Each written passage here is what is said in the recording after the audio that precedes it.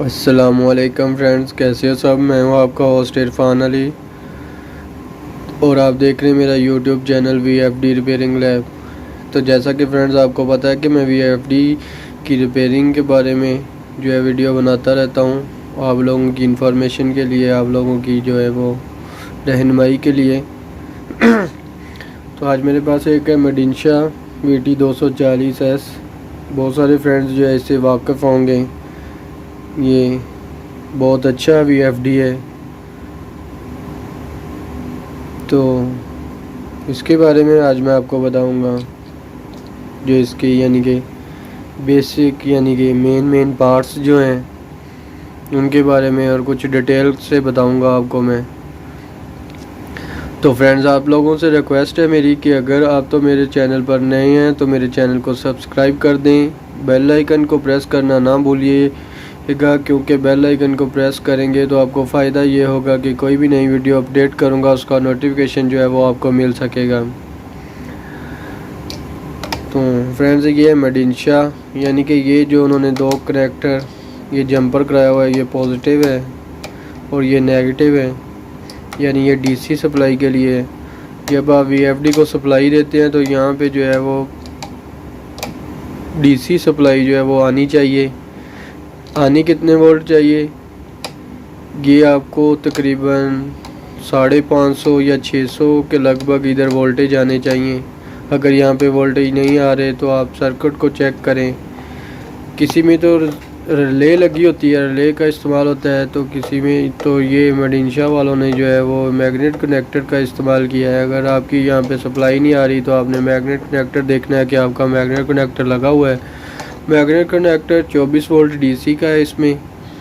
तो ये 24 volt DC का ये जैक है जो मैग्नेट कनेक्टर को जा रहा है। तो ये रिले के थ्रू जो है वो इसको सप्लाई आ रही है। ठीक है, 24 वोल्ट। तो ये इसको CPU लगा हुआ है। ये फैन का जैक है,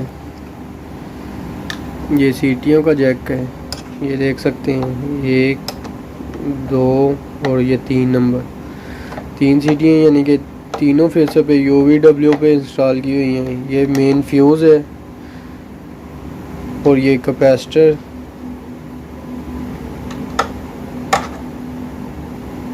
3300 UF का कैपेसिटर जो है वो ये 4 लगे हुए हैं इसके अंदर। तो ये गेटों के जैक है इसके, ये भी और ये भी। ये CT का जैक लगा हुआ है, ये CPU का है, ये थर्मोस्टेट का है।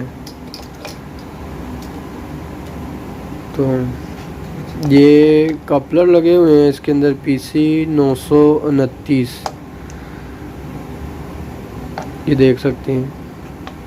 तो ये चॉपर लगा हुआ है, चॉपर देख सकते हैं, डायोड लगे हुए हैं चॉपर के नज़दीक।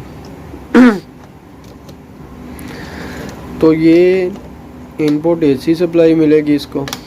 ठीक है फ्रेंड्स, इनपुट AC जो है वो ये नीचे रेक्टिफायर लगा हुआ है, ये इधर नीचे रेक्टिफायर।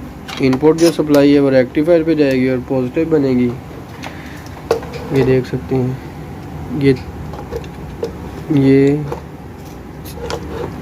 3 फेज AC सप्लाई आ रही है। फिर इधर से रेक्टिफायर जो है वो DC बनेगी। DC जो है वो कैपेसिटर पे आएगी, जो कैपेसिटर बैंक बना हुआ है, यानी DC का बैंक बना हुआ है कैपेसिटर का।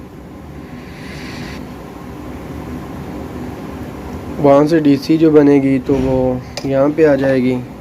ये जो IGBT लगे हुए हैं 3, तो ये 3 IGBT पे DC आएगी। तो ये फिर जो है DC से फिर AC में कन्वर्ट होगा, तो वो AC हमारी इधर आ जाएगी आउटपुट पे। ये तो मेन पावर है। तो ये इसका कंट्रोल समझ लें। तो ये कंट्रोल आपको देखना पड़ेगा। किसी फ़र्ज़ करें आपका ये फेस नहीं आ रहा है तो इस फेस के कंट्रोल को देखें कि गेटों पे सिग्नल आ रहे हैं, वोल्टेज आ रहे हैं। अगर वोल्टेज नहीं आ रहे तो समझ लें कि आपके वोल्टेज नहीं बन रहे पीछे से। तो वोल्टेज मैं गेटों के ऊपर भी वीडियो बना चुका हूँ। W नहीं आ रहा, W को भी इसी तरह, U नहीं आ रहा अगर तो U को भी इसी तरह ही चेक कर सकते हैं। अगर DC सप्लाई नहीं बन रही तो DC सप्लाई के मेन पावर के बट जो है वो सर्किट मैंने आपको बताया वो चेक करें। तो इस तरह जो है फ्रेंड्स आप मेडिंशा VT240S को जो है वो चेक कर सकते हैं।